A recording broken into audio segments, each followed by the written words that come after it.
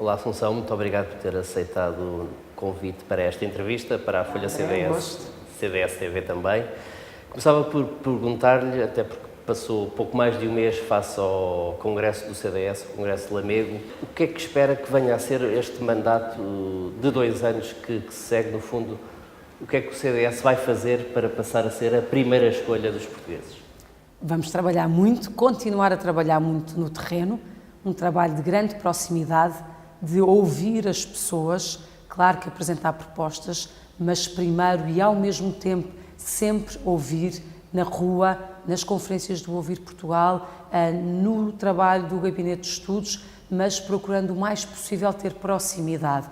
E isso é aquilo que eu acho que nos pode diferenciar e mostrar que estamos em todo o lado, mas não é com uma preocupação de aparecer e de fazer proclamações, é também com uma preocupação de ouvir, de escutar, de ter a sensibilidade para os detalhes dos problemas que às vezes fazem toda a diferença na vida das pessoas.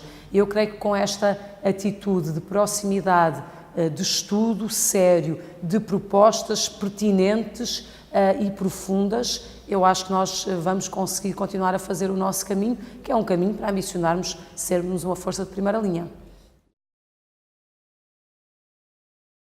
Nestes 2 anos o CDS vai ter, o país vai enfrentar vários atos eleitorais, são sempre grandes desafios políticos, mas antes disso deixe-me perguntar-lhe, que tem falado no fim do voto útil, o número 116 é um número de alguma forma mágico, é um número a fixar neste momento?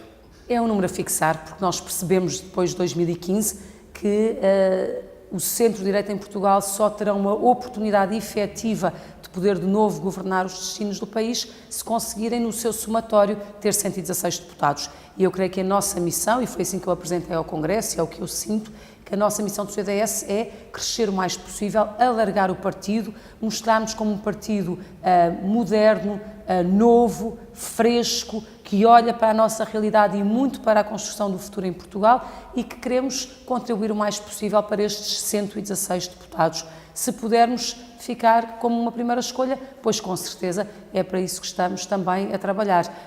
Mas parece-me absolutamente claro que os 116 deputados ou existem no centro-esquerda, e isso naturalmente que continuaremos com soluções iguais ou parecidas àquela que temos neste momento, ou então existe no centro-direita, e aí sim pode haver uma verdadeira alternativa do país, e o CDS quer ser uma parte dessa alternativa e trabalhará para isso.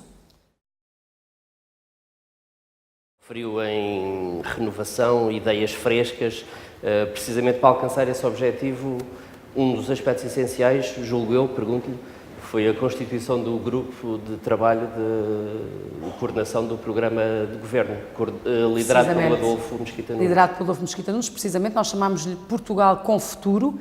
É um grupo que junta 6 militantes do CDS e 2 independentes, constituído por pessoas com percursos muito diferentes, todas abaixo dos 45 anos. Aliás, temos um jovem pertencente à Juventude Popular também, com 24 anos, 2 na casa dos 30 e, sobretudo, gente que tem, de facto, um percurso muito diferente e, num certo sentido, complementar. Os 2 independentes são o Pedro Mexia, que já nos estava a ajudar no Ouvir Portugal, no ciclo de conferência Ouvir Portugal e que transita para o Portugal com Futuro, e é a Nádia Piazza, que tem sido um rosto muito grande de defesa da causa do interior do país. Mas a partir daqui temos professores universitários, temos deputados, e é um grupo muito rico, na minha visão, muito eclético e, sobretudo, que vai receber aquilo que são os contributos que vêm de muitas vias.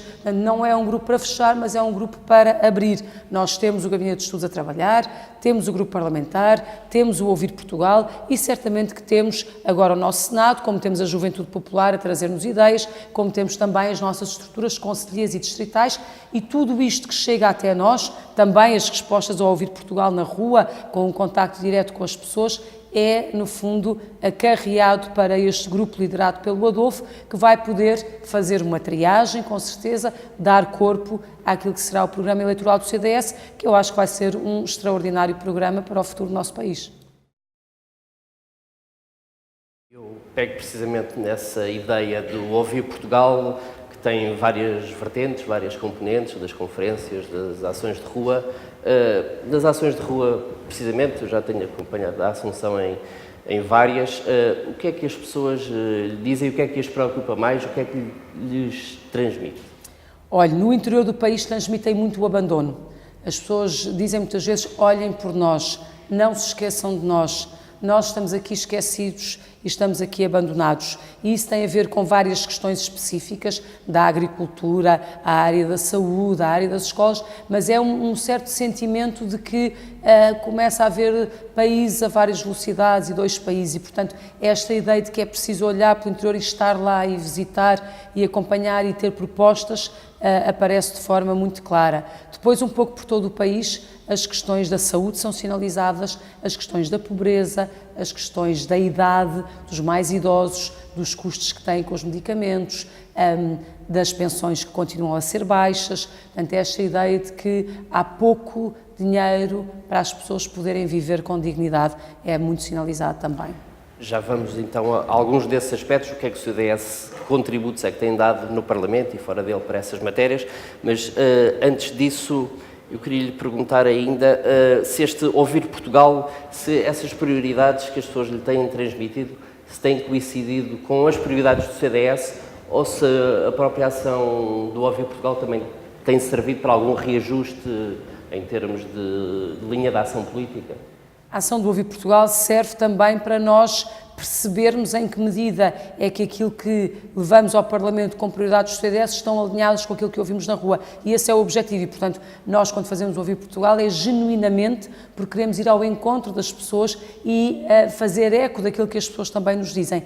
Dito isto, não tem havido uma grande diferença, pelo contrário. Nós temos falado muito na saúde e a saúde é um tema muito tratado na rua. Temos falado muito do interior e o interior é focado, precisamente quando nós visitamos mais as zonas do interior do país e tem sido de forma bastante sistemática, só para dar dois exemplos, e portanto eu sinto que as nossas preocupações têm eco também e replicam um bocadinho aquilo que são as preocupações que nós temos ouvido na rua, mas estamos sempre disponíveis para ouvir mais propostas, mais sugestões, mais soluções e temos recebido muitos contributos. O trabalho da oposição que o CDS tem feito, deixe-me perguntar-lhe assim de imediato, qual é o próximo presente que pensa oferecer a António Costa? Isso tenho que pensar, isso tem que ser adequado a cada momento, mas ele já levou muitos presentes e não retribuiu nada. Agora o que posso dizer, André, é que vai ter o presente neste momento de ter a votos o programa de estabilidade e de verificar que a sua base de apoio, PCP, Bloco de Esquerda e Verdes, faz barulho, mas está unida neste momento dos votos. E é isso que eu acho que vai acontecer. Nós vamos apresentar um projeto de resolução muito simples, de rejeição do programa de estabilidade, e este pode ser votado por todos os partidos que não concordam com este programa de estabilidade, e por isso nós já convidámos o Bloco de Esquerda a aprovar este projeto de resolução do CDS, e depois teremos um outro projeto de resolução muito focado no Plano Nacional de Reformas, que no fundo vai espelhar as alternativas do CDS, a nossa visão alternativa, as nossas políticas diferentes das políticas deste governo das esquerdas encostadas. Eu aí admito que os outros partidos já não nos acompanhem, por hipótese um PCP ou um Bloco de Esquerda, já não tenham a mesma visão do que nós, o que é saudável. Agora, no ponto rejeição do programa de estabilidade, eu acho que o Presidente António Costa vai ser verificar, continua com a sua base unida. Em relação ao programa de estabilidade, a posição do CDS já retratou em parte, mas o programa em si, o que é que leva o CDS a ter essa postura de rejeitar esse programa apresentado pelo Governo? É um programa que, na linha dos programas anteriores e dos orçamentos de Estados anteriores, falha os objetivos essenciais do país. Portanto, é uma oportunidade perdida. É um programa que assenta na maior carga fiscal de sempre, e, portanto, ao contrário do que se dizia, virámos a página da austeridade. Não há um virar de página da austeridade no que diz respeito à enorme carga fiscal sobre os portugueses, que de resto em 2017 conheceram um maior aumento em 22 anos. Portanto, onde é que houve o virar da página? Não houve. Depois é um programa que assenta num déficit muito opaco. Nós sabemos quais têm sido as ferramentas do Governo para governar e para atingir valores de déficit que são muito elogiados em Bruxelas. E essas ferramentas são as cativações, são os vetos de gaveta, são os fundos disponíveis que não são suficientes. Vemos, por exemplo, quando se discute esta questão do São João no Porto, da ala pediátrica, qual foi a questão?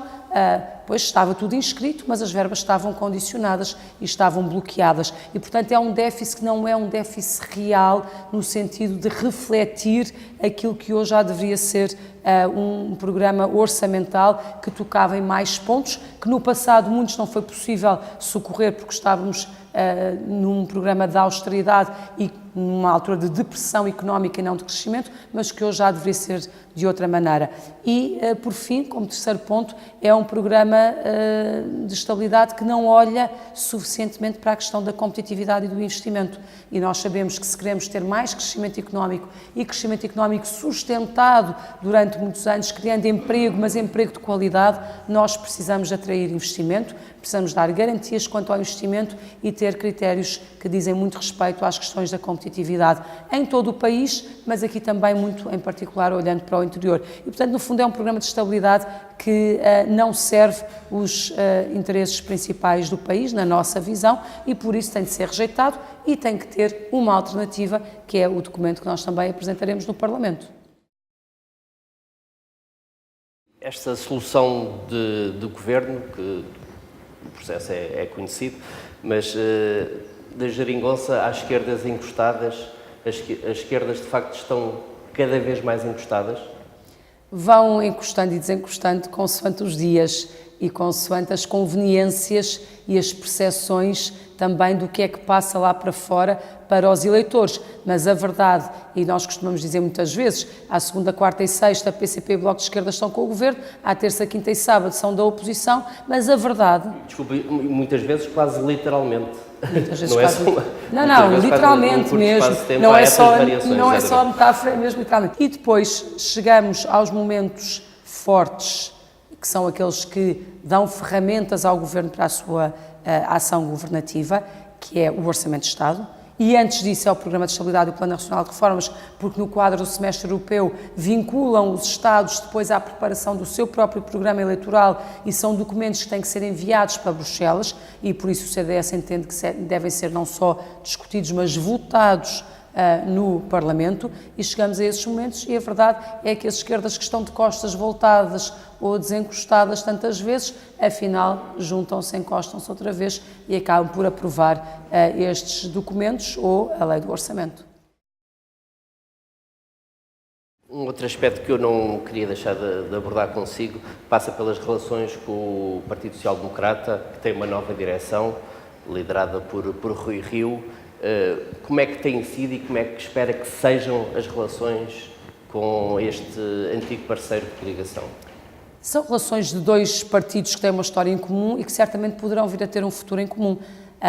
Partidos que foram aliados em lutas tão difíceis para o país e representam uma visão da sociedade nem sempre coincidente, com certeza, e cada partido tem a sua autonomia, a sua independência, o seu pensamento próprio e dá relevância a questões um pouco diferentes em cada momento, mas na verdade que convergem em aspectos essenciais.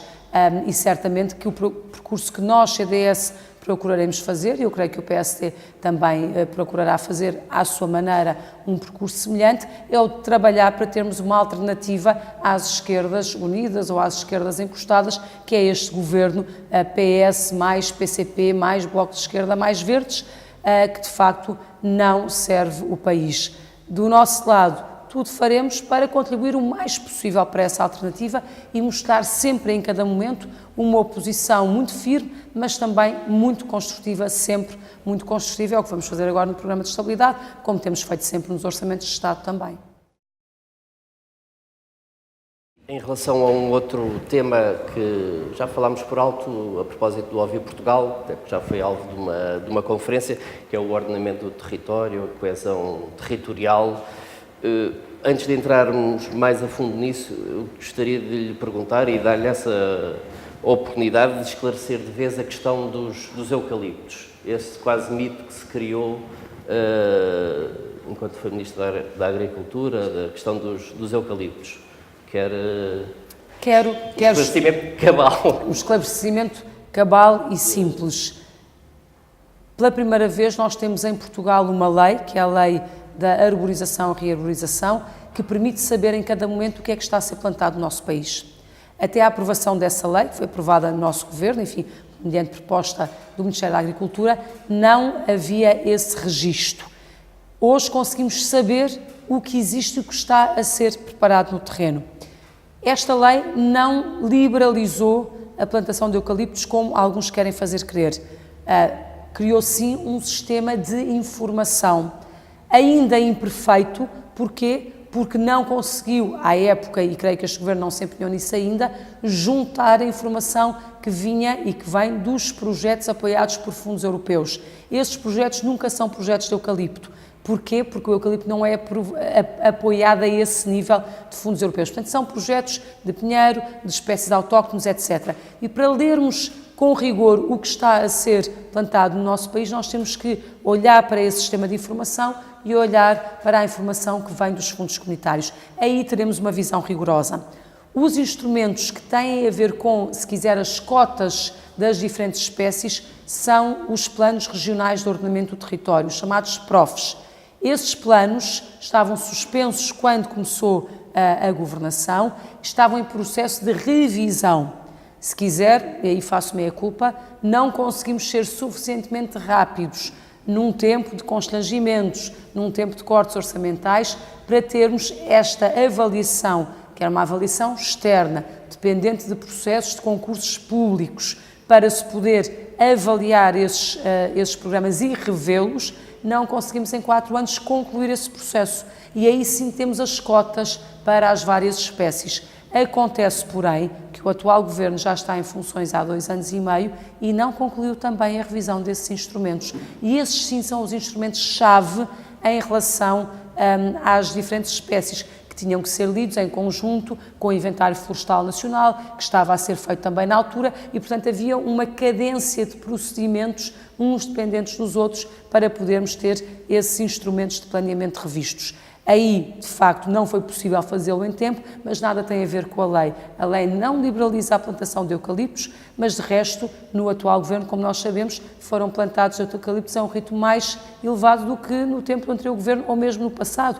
E, portanto, sobre isso, eu creio que as críticas que são feitas com muita desonestidade intelectual, imagino que, em alguns casos, com bastante desconhecimento, e são críticas muito fáceis. E, acrescento eu, falta de seriedade política. Certamente. Uma outra questão que também se tornou quase um mito e que também tem de alguma forma a ver com o ordenamento do território é a questão da lei das rendas. Queria nesta mesma linha que aproveitasse esta oportunidade também para desmistificar esta questão. André, em 2011, quando nós chegámos ao governo, havia um programa assinado, um memorando de entendimento assinado pelo Partido Socialista, que previa 6 meses para rever a lei das rendas e para passar para um regime de rendas mais liberalizado. E era um dos primeiros pontos do pacote da Troika. Qual era o problema nesse momento em Portugal e especificamente em Lisboa, no Porto? Cidades envelhecidas, com o centro a cair aos bocados, com senhorios com rendas muito baixas, sem possibilidade de fazer investimentos e obras nos seus imóveis, com inquilinos cada vez mais idosos, porque os mais novos não encontravam resposta de habitação no centro da cidade, precisamente porque os imóveis estavam muito degradados e não havia possibilidade de os reconverter em habitação mais ajustada às dinâmicas dos tempos atuais. E, portanto, era muito importante rever o regime do arrendamento, terminar um tempo de rendas congeladas que já tinha sido revisto anteriormente em 2006, mas que não tinha tido grande eficácia. Porquê? Porque era preciso olhar para as rendas mais antigas e ninguém tinha tido coragem de o fazer. Neste caso havia um mandato claro, uma obrigação, não era mandato, é uma obrigação clara perante a Troika de o fazer. A Troika, nós tivemos várias reuniões e tinha uma posição muito dura, transição de todos os contratos antigos no prazo de 6 meses. Aquilo que nós conseguimos fazer foi uma lei equilibrada, que explicou à Troika que era preciso salvaguardar as posições de maior fragilidade social, por razão da idade ou por razão da situação financeira dos inquilinos e, portanto, tínhamos que encontrar aqui um período transitório que nós conseguimos aprovar de 5 anos e foi um grande ganho para quem queria impor 6 meses, portanto 5 anos de período transitório. Gostaríamos que tivesse sido mais longo, com certeza, mas não foi possível, mas ainda assim salvaguardando que depois desses 5 anos os mais idosos, que tinham mais de 65 à época da aprovação da lei, ficariam sempre protegidos e aqueles que estavam numa situação de carência económica também poderiam ser protegidos através de um subsídio de renda. O que é que o governo atual fez quando chegou? Quebrou um bocadinho a confiança que se tinha estabelecido em torno desta reforma, passou o período transitório de 5 para 10 anos porque não teve capacidade de assumir que deveria começar a pagar subsídios de renda, que eram, e ficou aprovado no governo anterior, para todos aqueles que estavam na situação dos contratos antigos, independentemente da idade. O subsídio de renda foi aprovado para todos, o que permitia dar tranquilidade aos mais idosos e confiança àqueles que não tinham recursos financeiros. Infelizmente, a mexida que esta maioria fez na lei do arrendamento foi para quebrar a confiança e, obviamente, o que é que as pessoas fizeram e muitos proprietários fizeram? Deixaram de acreditar e rapidamente puseram os seus imóveis à venda, aproveitando, e aqui está um efeito que à época, quando a lei foi aprovada, era desconhecido, o efeito do turismo, o efeito de Lisboa entrar no roteiro mundial do investimento imobiliário, também por efeito dessa lei, mas não só, também por efeito da reforma das leis na área do turismo e, na verdade, criou uma pressão. E, portanto, hoje em dia, muitos contratos que não estão a ser renovados nem sequer são os contratos antigos, são os contratos já posteriores a 1990, e o que é preciso, e eu disse na altura quando ainda estava Ministra, e agora volto a dizer, quer no plano nacional, quer enquanto vereadora da Câmara de Lisboa, é que é necessário políticas de habitação a nível local e a nível nacional, por isso o CDS foi apresentando sempre nos Orçamentos de Estado e agora mais uma vez projetos no Parlamento para incentivar o arrendamento de longa duração, arrendamento residencial, através de uma maior competitividade fiscal, com taxas de imposto mais baixas para contratos mais longos e também, ao nível municipal de Lisboa, com políticas de habitação para, nomeadamente, arrendamento a preços moderados. Isso passa por a Câmara, em vez de vender património, que foi o que fez nos últimos anos, pegar nesse património e até em conjunto com a Santa Casa da Misericórdia, que tem muito património em Lisboa, os dois grandes proprietários de Lisboa são a Câmara e a Santa Casa, ambas entidades públicas, e, portanto, pegar nesse património, reabilitá-lo, colocá-lo para arrendamento a preços moderados, e aqui eu digo todo, não é só aquele em zonas menos nobres, também nas zonas mais nobres, e estou a pensar nos antigos terrenos da Feira Popular, por exemplo, para além de, pontualmente, a dever exercer o direito de preferência que tem e que muitas vezes não vinha a ser exercido. Portanto, o que falta aqui são políticas ativas de habitação para resolver outros problemas que não eram os problemas de há 6 anos atrás, mas que são os problemas que hoje decorrem, em parte não só, mas também de uma alteração legislativa que ao mesmo tempo tem muitas vantagens, porque nós temos atividade económica, temos retoma económica em Portugal e em Lisboa também, por conta dessas alterações que foram feitas. Agora é preciso olhar para políticas de habitação e infelizmente isso não foi feito pelo atual governo, até agora nem pela Câmara Socialista durante tantos anos. E o CDS certamente, quer na Câmara de Lisboa, quer no Parlamento, irá insistir. Certamente, e no Parlamento temos feito, e na Câmara também já apresentámos propostas, mas vamos continuar a apresentar. De resto, André, se eu não sentisse que tinha condições para não só defender aquilo que foi feito, mas sobretudo trabalhar mais, e há muito trabalho para fazer sobre o que foi feito, certamente não estaria aqui. Leis perfeitas não existem, mas eu tenho a consciência que tivemos leis equilibradas e todos os diferentes atores políticos tivessem feito o seu trabalho no bom sentido, no sentido de resolver questões, de antecipar problemas e não tivessem aproveitado a reforma do arrendamento para tentar obter dividendos eleitorais nas autárquicas de 2013 e mesmo depois disso, e certamente que hoje as questões em Lisboa seriam diferentes. Só mais uma questão em relação ao ordenamento do território, para finalizarmos este capítulo.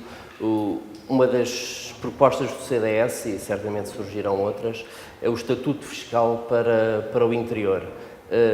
Resumidamente, o que é que se pretende com esse estatuto, com essa proposta? Pretendemos, pela primeira vez, tocar em todos os impostos que consigamos para criar um verdadeiro estatuto fiscal de benefício para o interior. Em momentos pontuais foram tentados através de vários impostos, por exemplo, IRC ou outros, mas nunca se olhou para a globalidade dos impostos, nomeadamente para o IRS.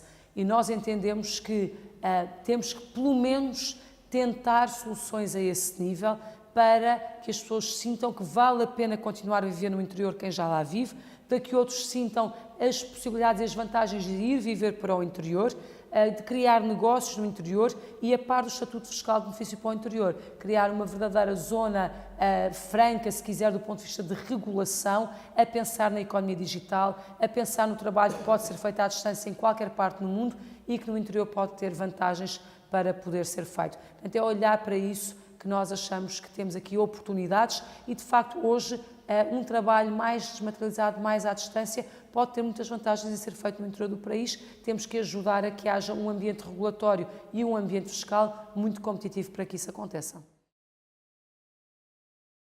Pegando num outro assunto, e por diversas vezes é apontado ao CDS, até quando participava no governo, que queria destruir o Estado Social. Ora, o CDS defende o Estado Social, que era um Estado Social sustentável. Com certeza, queremos um Estado Social sustentável. Aliás, dizíamos sempre que o maior inimigo do Estado Social era o Estado falido e nós hoje ainda vemos resquícios disso. Quando há o maior corte no investimento público que conhecemos já com este governo em 2016 e quando o investimento público de 2017 fica ainda assim abaixo dos níveis de 2015, nós percebemos que muito do Estado Social que depende de investimento público, olhamos para a saúde, mas olhamos para as escolas, olhamos para os transportes, olhamos para as infraestruturas, há notícias da Ponte sobre o Tejo, Ponte 25 de Abril, há ferrovia um pouco por todo o país, de facto uma deterioração muito grande. Isto não se consegue resolver sem haver recursos financeiros e sem termos um estado de boa saúde financeira. Dito isto, a nossa visão de Estado Social é também distinta da visão da esquerda. Nós acreditamos num Estado Social de parceria, um Estado Social de verdadeira parceria com todos os atores, sejam eles do setor público, do setor privado ou do setor cooperativo. E isto tem declinações na educação, na saúde, na ação social, por isso nós valorizamos tanto o papel das IPSS com a proximidade, a capilaridade que conseguem ter junto das pessoas para, lá está, cumprir funções que são funções do Estado e que têm que ser apoiadas e financiadas pelo Estado, mas às vezes com mais eficácia e muitas vezes com recursos mais bem empregues por via dessa grande proximidade e sensibilidade. E de alguma forma isso estava precisamente a ser feito quando o titular da pasta era do CS, Pedro Mota Soares, em que criava essa rede de intervenção social no terreno. E este governo veio, de alguma forma... Vai parar com tudo isso, seja nessa parte social, seja, por exemplo, na área da saúde, parando, por exemplo, a reversão dos hospitais da Misericórdia para as Misericórdias e em tantas outras áreas onde nós sentimos que isso não tem merecido da parte deste governo das esquerdas uma posição positiva, mas também não é propriamente surpresa para nós e por isso é que nos distinguimos e por isso é que temos um projeto alternativo para o país. Por falar em saúde, tem sido de facto, como já referiu, uma grande preocupação, quer do CDS, quer das pessoas que falam consigo na rua, que escrevem, etc. Não centremos o debate da saúde nas questões financeiras, mas sem elas também não é possível melhores cuidados aos utentes, portanto o debate também tem que ser feito. É difícil, neste momento o gasto com saúde, a despesa com saúde está em cerca de 5,4% do PIB, é um valor muito baixo comparando com os nossos parceiros da OCDE. Eu lembro que no tempo da Troika estava a 6,2% e era muito criticado. Claro está que com o crescimento económico e com a despesa a não acompanhar esse crescimento económico vai-se aumentando o fosso, mas a verdade é que hoje este governo das esquerdas, do ponto de vista da percentagem do PIB, está a gastar menos em saúde. E o problema é que naquela altura já houve muita despesa que foi adiada, nomeadamente de investimento público e de questões de infraestruturas. Porquê? Porque não havia verba.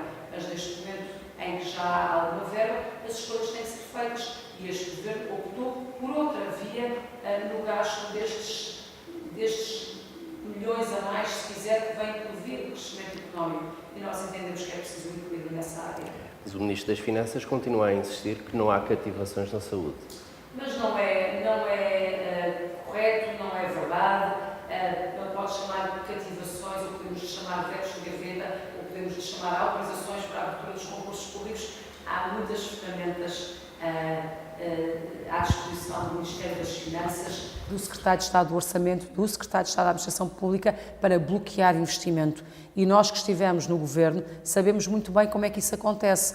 Conseguir ter uma verba inscrita no Orçamento de Estado é só uma primeira vitória, mas depois disso há todo um percurso ao longo de todo um ano orçamental que é preciso percorrer para conseguirmos usar esse dinheiro e muitas vezes não se consegue e essa é a ferramenta que o Ministério das Finanças tem, a faca e o queijo na mão, para garantirem que os tais objetivos que são bonitos para apresentar em Bruxelas, de facto este Governo vai apresentando, porque em Bruxelas estão pouco preocupados com as questões aqui que nos afetam todos os dias e que têm a ver com a saúde, ou com a educação, ou com os transportes públicos, ou com a segurança. Exato. E como é que é possível que, de facto, essa lógica mais financeira, que tem consequências lesivas no tratamento dos utentes e ainda a questão dos tratamentos das crianças com cancro, mas outros tantos aspectos que a deputada Isabel Galiça Neto tem abordado, como é que é possível ver quase essa cegueira financeira em relação a estas questões verdadeiramente sociais? Isso, André, tem que perguntar ao Sr. Ministro das Finanças, quando o próprio Ministro da Saúde diz que todos são centeno, está tudo dito. Eu, de resto, a semana passada, no meu texto do Correio da Manhã, perguntava se António Costa também era centeno, porque essa é que é a questão que neste momento está por responder. O Governo fez as suas opções do ponto de vista de política orçamental, deixou muita coisa para trás com impacto direto na área das prestações sociais, nomeadamente na área da saúde. Com certeza que os recursos são sempre escassos. O problema deste Governo é que disse que tinha virado a página à austeridade e, na verdade, isso não aconteceu e não aconteceu em muitos domínios. E parece, de facto, não dar prioridade a uma área que é verdadeiramente prioritária. Não dá prioridade à área da saúde, gostam de focar a questão naquilo a que se chama, eu gosto sempre de pôr entre aspas, a produção, número de consultas, número de cirurgias, número disto, número daquilo, mas quando vamos ver a consequência, quando vemos a eficácia desses meios, a pergunta tem de ser feita. Se tudo isso é verdade, porquê é que nós estamos pior? Já para não falar do problema das dívidas aumentarem na área da saúde, que era um drama quando a Troika cá chegou e neste momento continua a avolumar-se essa tendência para mês após mês acumular dívidas na área da saúde, ou seja, viver à conta também de fornecedores que são muito diversos. Nos casos são, por exemplo, os hospitais dos cuidados continuados, que têm 3 e 4 meses de atraso nos pagamentos. Como é que se pode prestar bom cuidado e bom serviço nessas áreas, por exemplo? A Assunção focou também a questão da educação, que também tem sido uma das grandes prioridades do CDS, nomeadamente em intervenções e propostas no Parlamento. As questões da educação que passam pela liberdade na educação, a estabilidade no ensino, o CDS... Nós propusemos a estabilidade por 6 anos, que nos parece que é algo de estruturante e de fundamental para que cada governo que chegue não mude, como este governo mudou a meio de um ano letivo, regras, por exemplo, sobre exames. Nós fizemos essa proposta logo em setembro de 2016, voltámos a repetir já nesta sessão legislativa. Infelizmente têm sido chumbadas as propostas do CDS, mas nós temos várias nessa área e vamos continuar sempre a trazê-las para cima da mesa. Mas se me perguntar uma emblemática, eu acho que a estabilidade das políticas de educação, e 6 anos não é tanto tempo assim, mas é pelo menos o tempo necessário e suficiente para fazer uma avaliação correta das políticas que tenham sido aprovadas, e isso lamento que não seja aprovado no Parlamento e que não mereça um grande consenso partidário. E servirá também para recentrar a questão do aluno e das suas famílias no tema da educação, não é? Com certeza. As carreiras docentes são naturalmente importantes, mas não se esgota. Uma escola faz com todos, mas o centro, a educação não se esgota o centro da educação tem de estar certamente nos nossos alunos e, claro, dando tranquilidade a toda a comunidade escolar. Eu acho que nós também estamos a ajudar alunos, professores, pais, enfim, todos aqueles que trabalham nesta área e para quem este setor existe, que é para formar gerações de portugueses bem preparadas, com exigência, com sentido crítico, com vontade de empreender. O CDS tem também insistido cada vez mais na área da cultura. A própria Assunção, já na sua moção de há 2 anos, falava na centralidade para a cultura, na importância desta área que deve ser crescente. Estamos no Ano Europeu do Património Cultural, houve esta questão polémica do financiamento às artes. Que passo é que o CDS vai dar e tem dado nesta matéria? André, esse caso da cultura é mais um caso de gato escondido com o rabo de fora.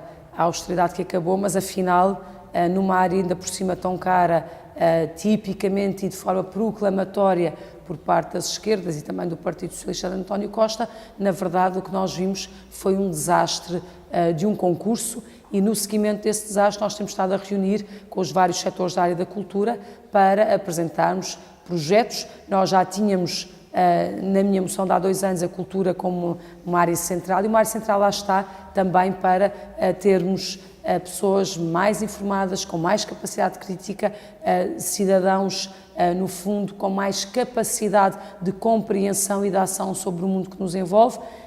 E no programa de Lisboa também fizemos um esforço, tínhamos uma parte muito boa na área da cultura e vamos apresentando também a nível municipal, mas a nível nacional estamos precisamente a preparar projetos de resolução na decorrência das conversas que vamos tendo com várias entidades do setor. Sei que reuniu desde os museus ao cinema, enfim, de facto... Precisamente, e temos várias reuniões ainda pedidas e para agendar proximamente. E daremos certamente eco disso na CDS-TV e na Folha CDS. Para terminar, diga-nos o primeiro pensamento que lhe ocorre sobre família. Amor. Angola. Terra. Incêndios.